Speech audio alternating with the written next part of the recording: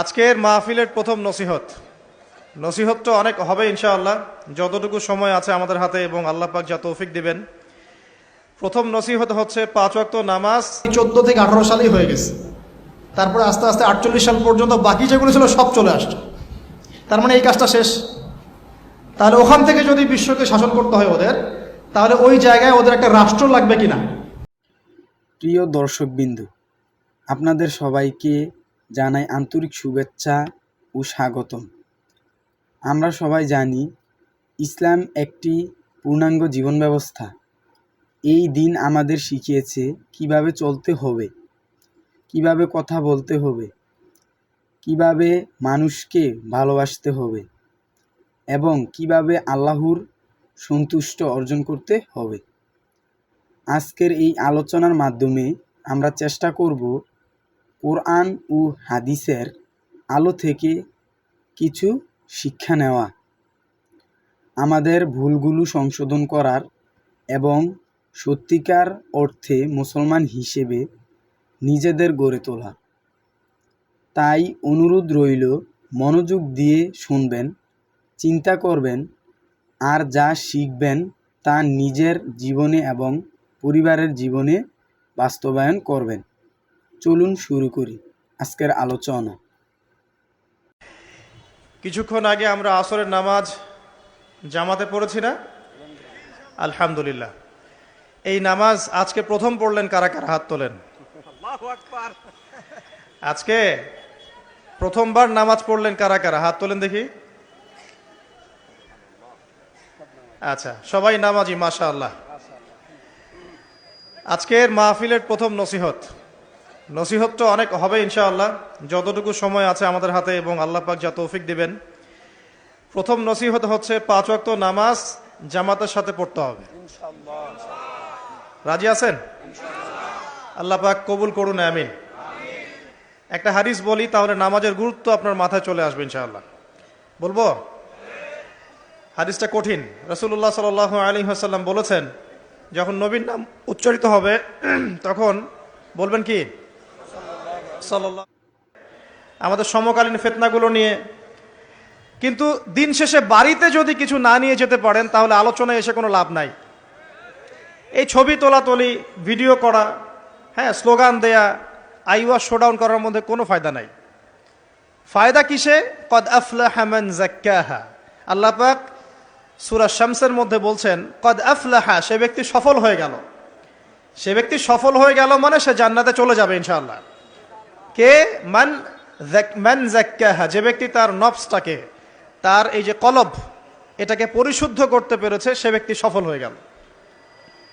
ওয়াকাদ খাবা মান দাসাহা, আর যে ব্যক্তি তার নফসটাকে পরিশুদ্ধ করতে পারলো না, সে ব্যক্তি ধ্বংস হয়ে গেল।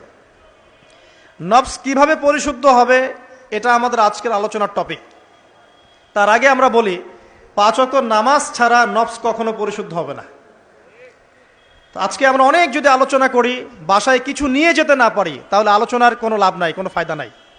মানুষকে দেখানো, তাকবীর দেয়া, এই যে আমাকে প্রোটোকল দিয়ে নিয়ে আসলেন, ঠিক আছে, ভালোবাসার জায়গায়, কিন্তু দিন শেষে যদি আমরা আল্লাহর সামনে আত্মসমর্পণ করতে ব্যর্থ হই, তাহলে এই মাহফিলগুলোর বরকত নষ্ট হয়ে যাবে।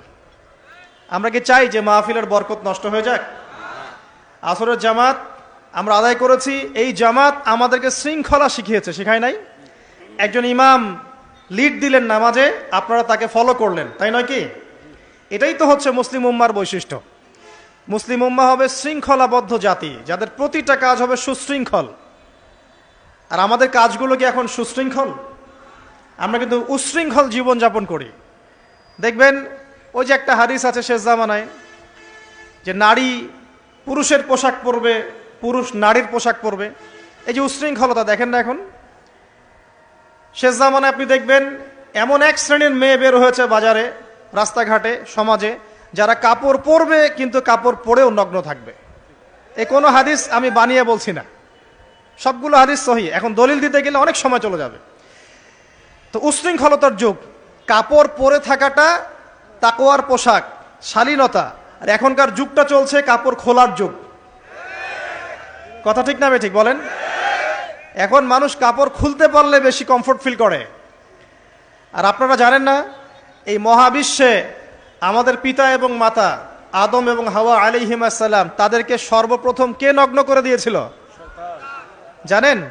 ফালাম্মা যাকাশ শাজারা, যখন আমাদের পিতা মাতা ওই গাছের কাছে চলে গেলেন, কোন গাছ?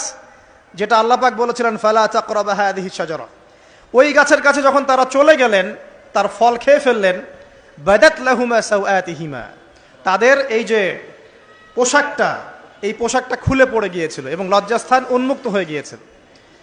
তো সর্বপ্রথম আমাদের পিতামাতাকে নগ্ন করে দিয়েছিল কে? ইবলিস। এখন যারা মুসলিমদের গা থেকে কাপড় খুলে ফেলতে চাচ্ছে, এরা তাহলে কার অনুসারী? দলিল কি পেয়েছেন? বানিয়ে বলি নাই, সূরা আরাফ পড়েন, পেয়ে যাবেন ইনশাআল্লাহ। কোন সূরা? সূরা আরাফ। প্রথম নসিহত প্রিয় ভাইরা, এই যুগটা হচ্ছে উচ্ছৃঙ্খলতার যুগ। এ যুগে মানুষ আল্লাহ পাকের হালালকে খুব কমই পরোয়া করে। আল্লাহর হালালকে মানুষ হারাম করে নিচ্ছে, আর আল্লাহর হারামকে মানুষ হালাল করে নিচ্ছে। আল্লাহ পাকের বিশাল একটা হারাম হচ্ছে সুদ বা রিবা, আর এখন আমাদের উপর রিবা হয়ে গেছে ওয়াজিব। নাউজুবিল্লাহ। একটা দেশ নাই যেটা সুদমুক্ত, একটা জেলা পাবেন না সুদমুক্ত, একটা গ্রাম থানা ইউনিয়ন পাবেন না সুদমুক্ত। নবীজি এই যুগের কথাই হয়তো বা বলেছেন, যে যুগে মানুষ সুদ থেকে বেঁচে থাকতে চাইলেও সুদের ছিটা ফোঁটা গিয়ে তার গায়ে লাগবে।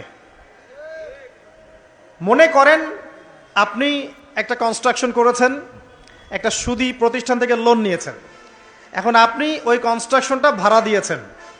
সেখানে মনে করেন আমি ভাড়া নিয়েছি, আমি আপনাকে মাসে মাসে ভাড়া প্রদান করছি, আপনি সেই ভাড়ার টাকাগুলো কালেক্ট করছেন, করে সেই প্রতিষ্ঠানের লোন শোধ করছেন।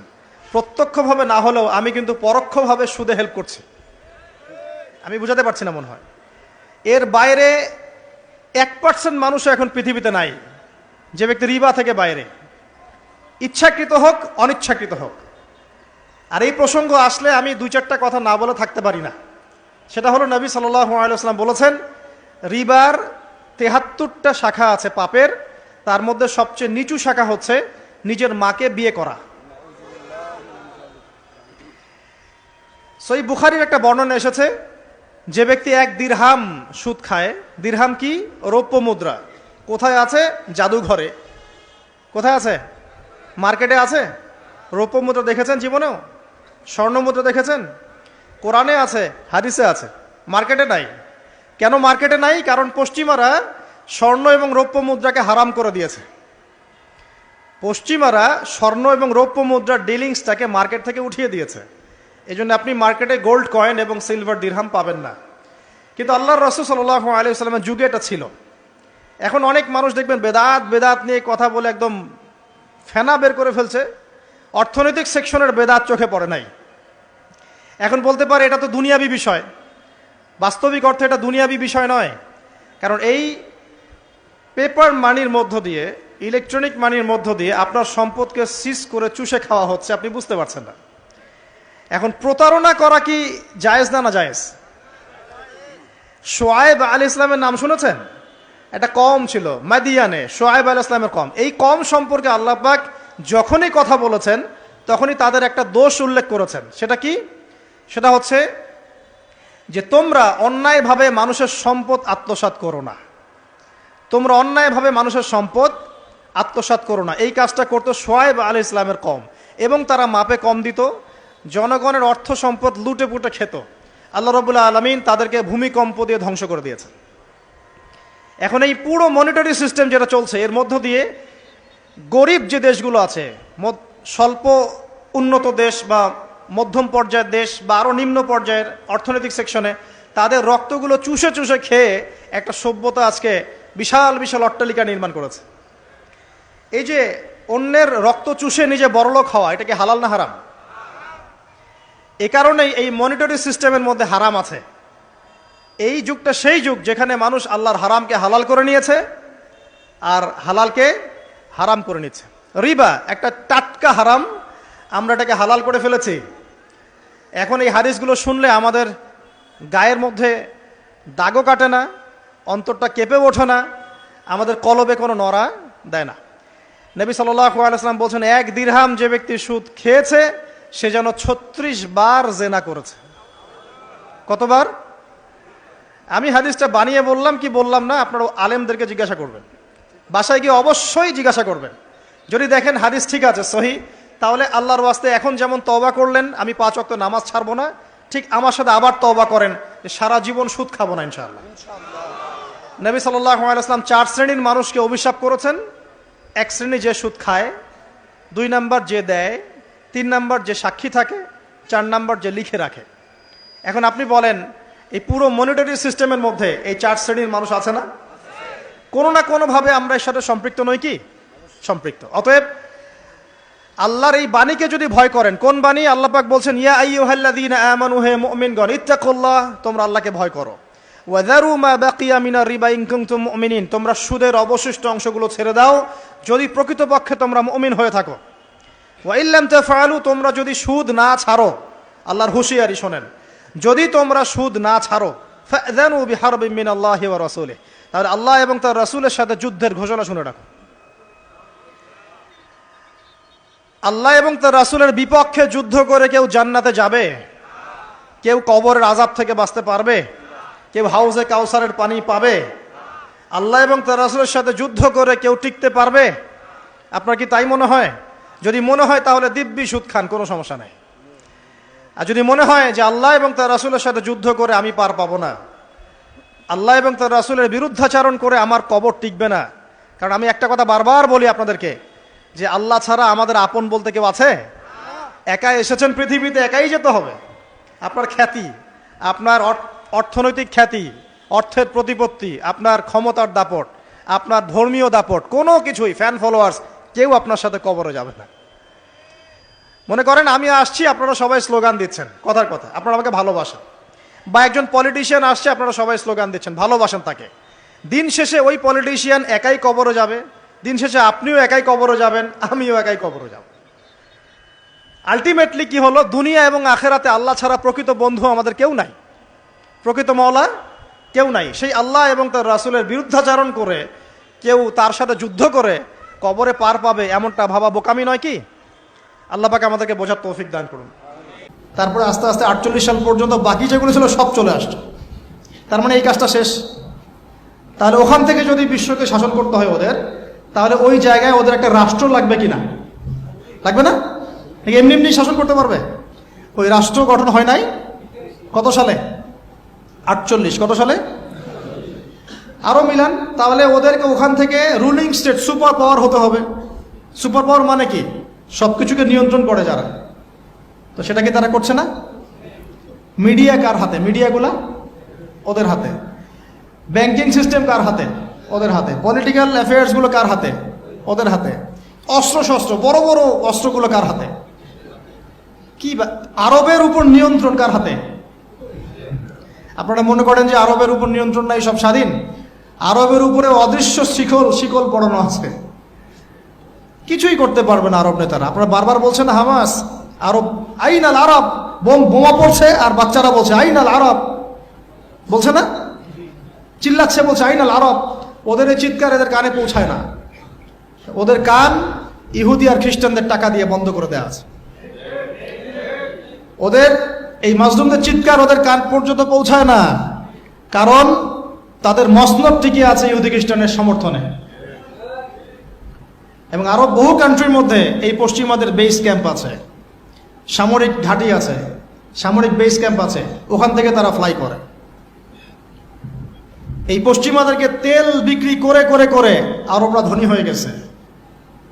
আর ওই তেলগুলো যদি আমরা না দিতাম, আজকে ওদের একটা যুদ্ধ বিমানও ফ্লাই করতো না। তারপরেও কিছু, কি শব্দ ইউজ করবো জানি না, বলতে গেলে ভাই বেশি বলে ফেলবো, তখন আমার তাজকিয়া নষ্ট হবে। বলে আমাদের কি করার আছে, আমরা কি করতে পারি? নবী সাল্লাল্লাহু আলাইহি ওয়াসাল্লাম নবী হয়েছেন 40 বছর বয়সে। জন্মগ্রহণের আগে বাবাকে হারিয়েছেন, তারপরে 6 বছর বয়সে মাকে হারিয়েছেন, 8 বছর বয়সে দাদাকেও হারিয়েছেন।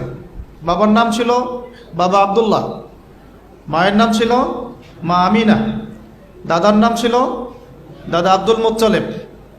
এরপরে তিনি মানুষ হয়েছেন চাচার পরিবারে, চাচার নাম ছিল আবু তালেব। 8 বছর বয়স থেকে নিয়ে বলা যায় 53 বছর পর্যন্ত চাচার গার্ডিয়ানশিপেই ছিলেন। সুবহানাল্লাহ। এই চাচা আবু তালেব নবী সাল্লাল্লাহু আলাইহি ওয়াসাল্লামের জন্যে এবং দিন ইসলামের জন্যে, কারণ তার ভাতিজার দিন তো তারই দিন, এমন কোনো ত্যাগ নাই যা স্বীকার করেন নাই।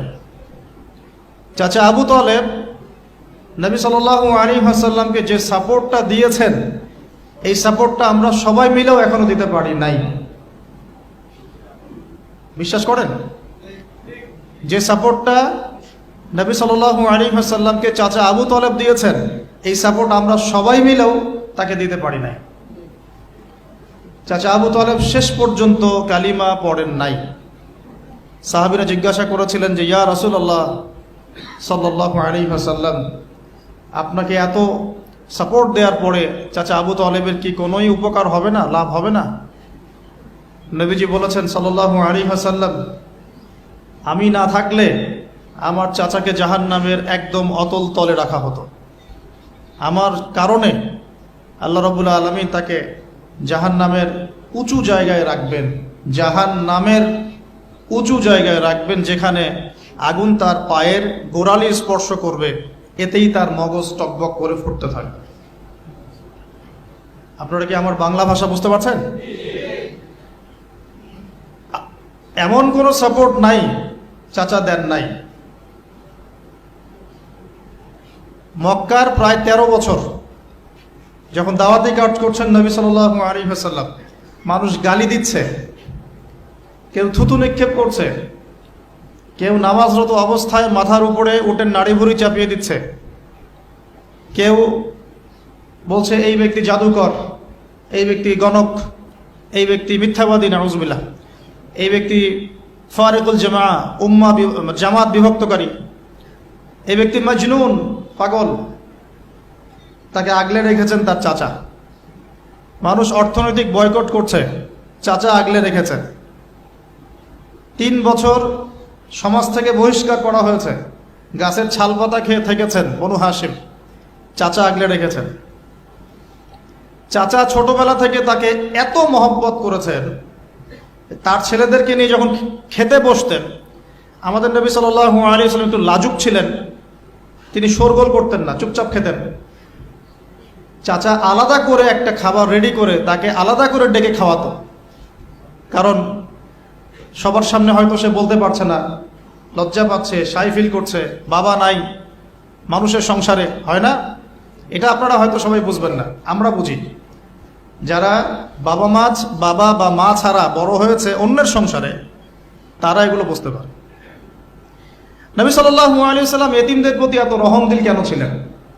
কারণ তিনি তো এতিম অবস্থায় বড় হয়েছে, তিনি তার কষ্টটা বুঝতেন। আমরা যদি এখানে যদি কেউ এতিম থাকেন, তিনি বুঝবেন এতিমের সাইকোলজি কেমন, তার চাহিদা কেমন, কষ্ট কেমন। আমি তো বারবার বলে আসছি কয়েকদিন থেকেই, আমাদের তো কারো সন্তান মারা যায়নি, আমাদের কারো সন্তানকে তো বোম মেরে বুলেট দিয়ে গুলি করে হত্যা করা হয়নি, আমরা তো সেই লাশ দাফন করি নাই। তাহলে আমরা কিভাবে প্যালেস্টাইনের মাজলুম ভাইদের আর্তনাদ আমাদের কান পর্যন্ত পৌঁছাবে? কিভাবে পৌঁছাবে না, পৌঁছালেও কলব পর্যন্ত পৌঁছাবে না। আমার সাথে তো এটা হয় নাই। তো ওই দিকে আমি পরে আসতেছি। চাচা আবু তালেব তাকে এত মহব্বত করেছেন, আমি ভাষায় প্রকাশ করতে পারব। আর আমরা চাচা আবু তালেব সম্পর্কে অনেক সময় আলোচনা করি, কিন্তু তার চাচির কথা ভুলে যায়। তার চাচির নাম ছিল ফাতিমা। কি নাম ছিল? এই নামে তিনি তার মেয়ের নাম রেখেছেন। এই ফাতিমা, তার চাচি, নবী সাল্লাল্লাহু আলাইহি ওয়াসাল্লামকে আলাদা করে ডেকে খাওয়াতেন, মহব্বত করতেন। তিনি কিন্তু তার সন্তান না, অন্য কারো সন্তান। একজন মেয়ের পক্ষে অন্যের সন্তান মানুষ করা চারটাখানি কথা না। সতীনের সন্তানই সহ্য করতে পারে না, আর অন্য মানুষের সন্তান নিজের মতো করে মানুষ করা একটা মেয়ের পক্ষে এত সহজও না। তো এই কাজটা চাচি করেছেন। আমি একটা জায়গায় আসতে চাচ্ছি, এত কিছু করার পরেও, সমাজের মানুষের অত্যাচার, নির্যাতন সব থেকে ভাতিজাকে প্রোটেক্ট করার পরেও শেষমেশ তিনি কালিমা লা ইলাহা ইল্লাল্লাহ সাক্ষ্য দেন নাই। তো শেষে কি হলো? কালিমাটা পড়া হলো না? বারবার জিজ্ঞাসা করা হচ্ছে, চাচা আপনি কালিমাটা পড়েন, আমি আপনার জন্য আল্লাহর কাছে সুপারিশ করব। শেষমেশ তিনি বলেছেন যে না, আমি আব্দুল মুত্তালিবের ধর্মের উপরে থাকলাম, নাউজুবিল্লাহ। সারা জীবন সাপোর্ট দেওয়ার পরে কালিমা পড়ে মুসলিম না হওয়ার ফলশ্রুতিতে আল্লাহর নবীজি বলছেন আল্লাহ পাক তাকে জাহান্নামের উঁচু স্থানে রাখবেন। আমরা যারা মুসলমান, মুসলিম পরিবারে জন্মগ্রহণ করেছি, আমরা বা আমাদের মধ্যে বেশিরভাগ মানুষ এখনো এই নিয়ামতের শুকরিয়া আদায় করতে পারি নাই যে আল্লাহ পাক আমাদেরকে মুসলমান পরিবারে জন্ম দিয়েছে, কালিমা পড়ার তৌফিক দিয়েছে। আমরা সহজে যা পেয়ে যাই তার মূল্য বুঝি না। আল্লাহ পাক যে আল্লাহ পাক কি আমাকে জিজ্ঞাসা করেছিলেন যে আবু তো আদনান তোমাকে মুসলিম বানাবো না অমুসলিম বানাবো? আপনাকে কি আল্লাহ পাক জিজ্ঞাসা করেছেন হে আব্দুল্লাহ, আব্দুর রহমান, তোমাকে মুসলিম বানাবো না অমুসলিম বানাবো, তুমি কি চাও? আল্লাহ পাক আমাদেরকে জিজ্ঞাসা করেন নাই। নিজ অনুগ্রহে আল্লাহ পাক আমাদেরকে মুসলিম পরিবারে জন্ম দিয়েছেন। তো সেই মুসলিম পরিবারের মানুষ এখন কালিমা লা ইলাহা ইল্লাল্লাহ এর সঠিক মর্মও জানে না, তাওহীদও জানে না, শিরকও চিনে না, ইমানের রোকনগুলোও বোঝে না, ইমানের মূলনীতিও বোঝে না, ইমান ভঙ্গের কারণও বোঝে না, কোনো কোনো ক্ষেত্রে ওযু গোসলের মাসলা মাসাইলও জানে না, নামাজ পড়ার ফরজ ওয়াজিব সুন্নাত মুস্তাহাব বোঝে না, নামাজ পড়েও না। মাশাআল্লাহ, জুমার দিনে নামাজ পড়তে আসে অনেকেই, ঈদের দিনে প্রথম দেখা যায়, আর জানাজার নামাজে প্রথম দেখা যায়। আর দেখা যায় যারা এরকম নামাজ কালাম পড়ে না তাদের জানাজা আবার 3-4 বার হয়। নামাজগুলো মনে বাকি শোধ করে পড়ে, রোজা রাখে না, জাকাত তো মাশাআল্লাহ প্রায় উঠে গেছে বললেই চলে সমাজ থেকে। বাংলাদেশের ধনিক শ্রেণীরা যদি জাকাত দিত 10টা পদ্মা সেতু বানানো যায়। বিশ্বাস করতেছেন না? ধনীরা যদি সত্যি সত্যি জাকাত দিত, জাকাতের টাকা পদ্মা সেতুতে দেওয়া যাবে কিনা সেটাও একটা মাসালা আর কি। আমি একটা এক্সাম্পল দিলাম আর কি। জাকাতের টাকা তো ওইটা করা যাবে কিনা এটা তো একটা মাসালা, তাই না? জাকাতের খাত তো 8টা, ইন্নামা সাদাকাতু লিল ফুকারা ওয়াল মাসাকিন ওয়াল আমিলিনা আলাইহা ওয়াল মুআল্লাফাতি কুলুব ওয়া ফির রিকাব ওয়া ফি সাবিলিল্লাহ, এরকম কয়েকটা খাত আছে। তো আমি একটা এক্সাম্পল দিলাম, যদি বাংলার মানুষ ধনিক শ্রেণী ঠিকঠাক জাকাত দিত, বিশ্বাস করেন সমাজে আপনি দরিদ্র মানুষ খুঁজে পেতেন। আর জাকাত ভিত্তিক অর্থনীতি চালু আপনি করতে পারবেন না, রাষ্ট্রীয়ভাবে পারবেন না। বলে কেন পারবেন না? কারণ প্রত্যেকটা রাষ্ট্রের উপর জাতিসংঘের নিয়ন্ত্রণ আছে। আমি ভাই খোলামেলা কথা বলার মানুষ, যদি কারো পছন্দ না হয় কিছু করার নাই, আমাকে বলতে হবে। আপনি আমার সাথে একমত হন বা না হন, অ্যাটলিস্ট শুনেন, পরে সত্য মিথ্যা আপনি যাচাই করেন, মানা না মানা আপনার বিষয়। আমি জাস্ট বলতেছি, আমি তো আপনার মস্তক দখল করতে পারবো না, আমরা তো খুবই দুর্বল। কোন রাষ্ট্রের পক্ষে ইসলামিক আহকাম, হুকুম আহকাম, শরিয়া লজ এগুলো বাস্তবায়ন করা সম্ভব না যতক্ষণ সে জাতিসংঘের আন্ডারে আছে। সোজা কথা। তালেবান পারলো কেন? ওর আন্ডারে নাই, ও কারোর সাথে চলে না। সুবহানাল্লাহ। আবার অনলাইনে মাঝে মাঝে দেখি কিছু কিছু শায়েখ আছে, বলছে যে তোমরা ওদেরকে জামাই মনে করো, এই করো, তোমাদের আকীদা ঠিক নাই। তালেবানদেরকে যে পজিটিভ ভাবে দেখে সেও নাকি মুনাফিক। কি বুঝলেন? যারা বিগত 20 বছর ধরে কুফারদের সাথে সশস্ত্র জিহাদ করলো তারা হচ্ছে মুনাফিক। কি সুবহানাল্লাহ করবেন নাকি? যারা বিগত 1 বছর 2 বছর না, 20টা বছর ধরে খেয়ে না খেয়ে নিজেদের সামর্থ্য অনুযায়ী জালেমদের বিরুদ্ধে যার যা ছিল তাই নিয়ে দাঁড়িয়ে গেছে, যুদ্ধ করতে করতে করতে করতে বলা হয় যে প্রত্যেক 5টা বাড়িতে একটা করে শহীদ আছে। 5টা বাড়িতে একটা করে শহীদ আছে, 10টা বাড়িতে কারো পা নাই, কারো হাত নাই। 20 বছর কি কম সময় নাকি? অগণিত বম্বিং হয়েছে পাকিস্তানের মাটি ব্যবহার করে। যখন পারভেজ মোশাররফ ক্ষমতায় ছিল, ওই জায়গাটাকে সে বেস ক্যাম্প করে দিয়েছিল যে আমেরিকান বিমান এখান থেকে ফ্লাই করবে, ওখানে বোম ফেলবে। আমাদের মুসলিম ভাই, ঠিক আছে? ওই যে আল্লামা ইকবাল একটা কথা বলেছেন, তুজ জৈসা দোস্ত হো তো দুশ্মন কি ক্যা জরুরত। তোর মতো বন্ধু থাকলে আর শত্রুর কি দরকার। এটা আমরাও ফিল করি এই দাওয়াতের মাঠে কাজ করতে গিয়ে। তুझ जैसा दोस्त हो तो दुश्मन की क्या जरूरत। তো যাই হোক, তো এরকম 20 বছর যারা একটা জালেম সভ্যতার বিরুদ্ধে যুদ্ধ করেছে, ওরা হয়ে গেছে এখন মুনাফিক, আর এরা হয়ে গেল এখন সহি আকীদার মানুষ। তাহলে যে সহি আকীদার এই কথা বলা হচ্ছে, এটা যে কত বড় ভুল আকীদা সেটা বোঝার কি আর বাকি আছে? উম্মার ক্রান্তি লগ্নেই ইমানদার আর মুনাফিক চেনা যায়। যখন উম্মার একটা সংকট চলে, তখন আপনি চিনতে পারবেন কারা ইমানদার কারা মুনাফিক। ভালো অবস্থা আপনি বুঝতে পারবেন না, সব স্বাভাবিক আছে মনে করেন, এখন আপনি বুঝতে পারবেন না আসলেই কে ইমানদার কে মুনাফিক। উম্মার উপর কোনো বাধা বিপত্তি আসলে তখন বুঝতে পারবেন যে আসলেই কে ইসলামের পক্ষে আছে, কে ইসলামের বিপক্ষে আছে, আর কে ভিতরে ঢুকে ঢুকে শয়তানি করতেছে। আমাদের আলোচনার টপিক এটা না, টপিকে আসতেছি। আমি একটা কথা বলতে চাচ্ছিলাম যে আল্লাহ পাক যে আমাদেরকে জিজ্ঞাসা না করেই মুসলিম পরিবারে জন্ম দিয়েছেন, এই নেয়ামতের শুকরিয়া আমরা আদায় করতে পারবো না। যদি সারা জীবন সেজদায় পড়ে থাকি এখন থেকে নিয়ে, আমরা শুধু তাওহীদের অনুসারী হয়েছি, এই কৃতজ্ঞতাই আমরা আদায় করতে পারবো না। আমরা দিনের জন্য কিছুই করি নাই, আমাদের দ্বারা ইসলামের বড় বড় খেদমত হয়েছে এমন না। আবু তালেব একা যা করেছেন, আমার মতো 100 জন আবু তালেব তা করতে পারে নাই, পারবে না, এটাই সত্য কথা। আবু তালেব কোন অবস্থায় করেছেন? যখন চতুর্দিক থেকে আল্লাহর নবীকে সবাই ছিছি করছে, গালিগালাজ করছে, হত্যার পর্যন্ত চেষ্টা করছে। পুরো সমাজ একদিকে, আবু তালেব একাই একদিকে। তার কাছে প্রস্তাব দেওয়া হয়েছে, তোমার ভাতিজাকে আমাদের হাতে তুলে দাও, নাহলে আমরা ব্যবস্থা নিব। সে বলছে, আমি আমার ভাতিজাকে তোমাদের হাতে তুলে দিব না যতদিন না আমার দেহ মাটির তলে না যাচ্ছে। হ্যাঁ, তিনি নবীজিকে গিয়ে বলছেন, তা আমার বৃদ্ধ কাঁধের উপর এত বোঝা দিও না ভাতিজা, আমার বয়স হয়ে গেছে, ওরা তোমাকে বলছে তুমি দাওয়াতটা ছেড়ে দাও।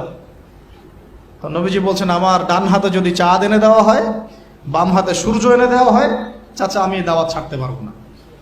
হয় আমি এই পথে দাওয়াত দিতে দিতে আমার এই দিন বিজয়ী হবে, না হলে আমি হালাক হয়ে যাব। তখন কি হলো? তখন তিনি বললেন যে ওরা তোমার দিকে আসতে পারবে না দলে দলে, যতক্ষণ না আমি আবু তালেব দাফন হচ্ছি মাটির তলে। কথা বুঝতে পারছেন? এখন মূল কথাটা হচ্ছে, আমরা যারা মুসলিম পরিবারে জন্মগ্রহণ করেছি, এরপরেও আমরা তাওহীদের জ্ঞান অর্জন করছি না, শিরক থেকে দূরে থাকছি না, নামাজ পড়ছি না 5 ওয়াক্ত ফরজ নামাজ, যাকাত দিচ্ছি না, সওম রাখছি না, প্রোটেস্ট্যান্ট মুসলিম হয়েছি, Protestant version of Islam follow করছি, ইসলামের দাওয়াতের কাজ করছি না, দিনের বিজয়ের কোনো ফিকির করছি না। সত্যি কথা বলতে আমাদের দুনিয়াতে থাকার চেয়ে না থাকাই ভালো। আমরা এখন গরু ছাগল। বিশ্বাস করেন আমার কথা, আল্লাহ পাক এই শব্দই বলেছেন সূরা আরাফ, সূরা আরাফের সম্ভবত 189 নম্বর আয়াত, 189। ওয়ালাকাদ বা'দা আউযু বিল্লাহি মিনাশ শাইতানির রাজিম ওয়ালাকাদ যারানা লিজাহান্নামা কাসীরাম মিনাল জিন্নি ওয়াল ইনস। আল্লাহ পাক বলছেন, আমি প্রচুর জিন আর মানুষকে দিয়ে জাহান্নাম পূর্ণ করব। বলি নাউযুবিল্লাহ। লাহুম কুলুবুন, কেন পূর্ণ করব? তাদের কি অপরাধ ছিল? কি অপরাধে করব? লাহুম কুলুবুন, তাদেরকে কলব দিয়েছিলাম, লা ইয়াফকাহুনা বিহা, বোঝার চেষ্টা করে নাই। ওয়ালাহুম আযানুন, কান দিয়েছিলাম, লা ইয়াসমাউনা বিহা, শোনে নাই।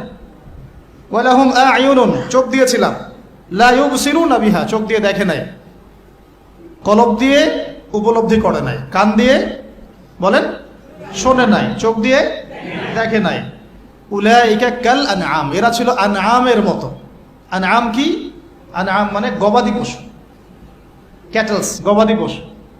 শুধু তাই না, বালহুম আদল, বরং এর চেয়েও নিকৃষ্ট ছিল।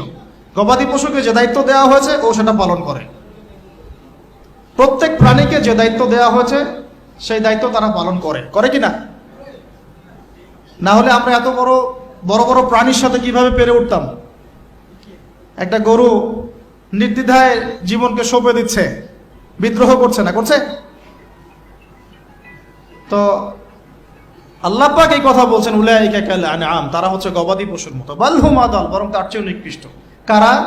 উপলব্ধি করে না, দেখে না, শোনে না। এখন আমাকে উত্তর দেন দেখি, আমাদের মধ্যে এখানে কোন ব্যক্তি আছেন যে চোখে দেখেন না, কানে শোনেন না, উপলব্ধি করেন না? আমরা সবাই চোখে দেখি। এই চোখে দেখি কি না? দেখতে পাচ্ছেন তো আপনি? কানে শুনতে পাচ্ছেন কি না? তাহলে আল্লাহ পাক কোন চোখের কথা বলছেন আর কোন কানের কথা বলছেন যেগুলো অন্ধ? বলেন।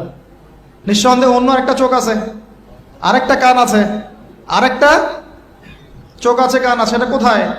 কলবে। তাহলে আবু জেহেল আল্লাহ নবীকে চিনতে পারছে না, আবু বকর